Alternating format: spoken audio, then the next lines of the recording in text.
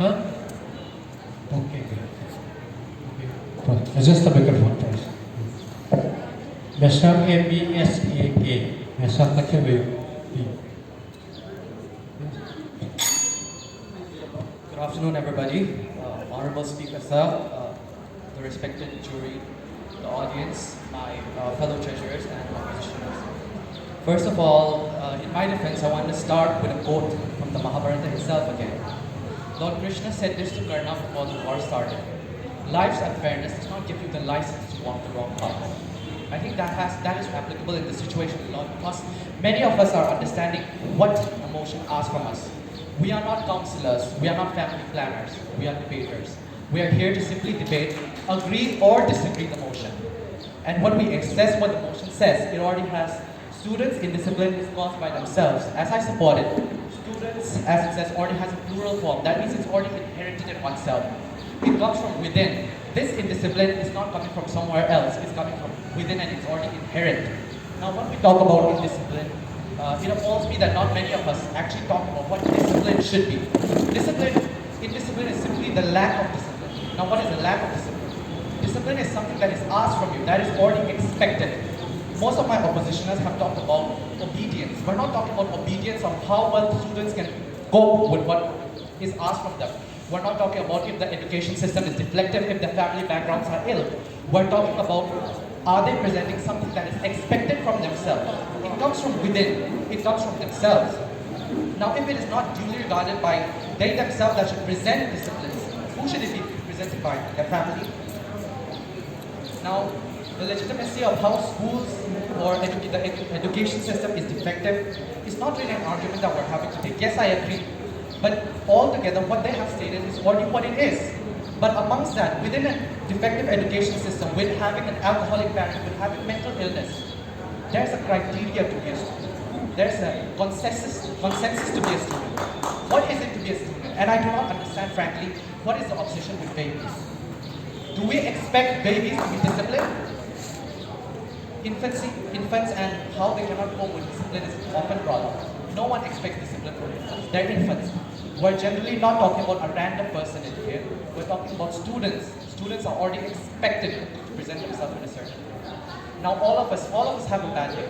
But it's not also fair for the disciplined students. Now let us assess that. What about the disciplined students? Does that litigate that all disciplined students come from good backgrounds, good family planning, non-alcoholic parents, good mental health?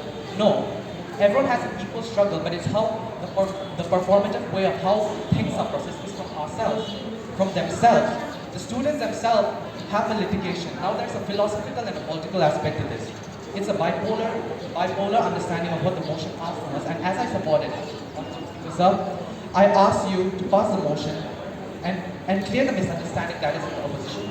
Due to the fact that such understanding is detrimental and quite shallow, to be honest. If it is not by themselves, who is litigated? Who is accountable for that?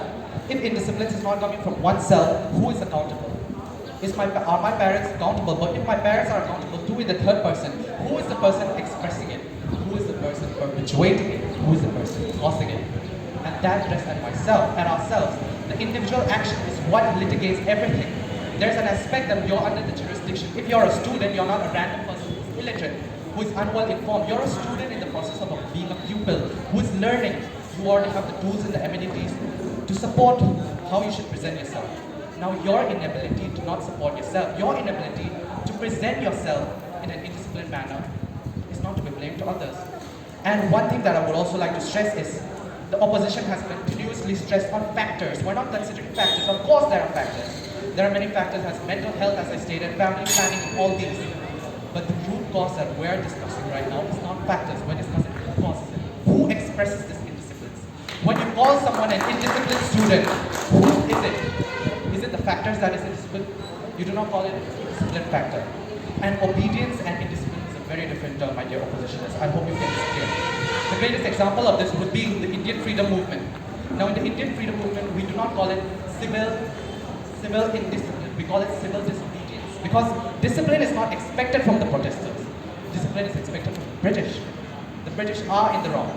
Now that ownership, that accountability that we need to take up comes from within. We cannot blame the situation that is nothing in this world is perfect. But what we can all certainly do is understand and pass this motion on to the person that students' indiscipline is caused by themselves because it is inherent and because it comes from within. It is caused by situations is an understatement. There are factors that cause it. That's why, Honorable Speaker, sir, I thank you for my valuable time and I thank the audience for listening. Thank you.